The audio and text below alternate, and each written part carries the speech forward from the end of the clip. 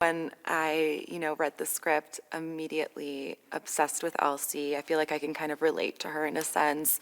I've also dated men who were goats in their field, so I know what that feels like. And then, trying to also make a name for yourself in their shadow.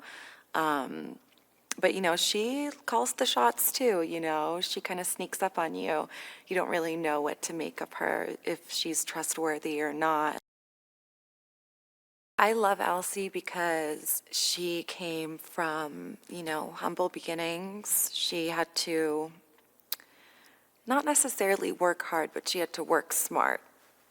She learned how to manipulate situations in her favor. She learned how to do a lot with a little, and it got her to where she is now, running multi-million-dollar companies. She's built an empire for herself. And, at the same time, I think Isaiah is so great because he has her in his corner, building him up. And, she sets the bar high for him, and she has expectations for him.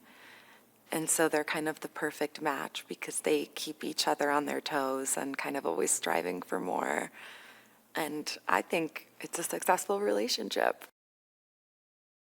I always say that, the crew and the cast is only as good as its director, and if the director has a bad attitude, it kind of trickles down the chain of command and everybody feels it. But in this instance with Justin, who has just been so amazing, so understanding, and also just very intuitive, and and also so open to experimenting and doing improv and trying new things, and he kind of lets us do what we want to do, and that's always just the best because you can maybe even get things out of the story that you wouldn't have otherwise.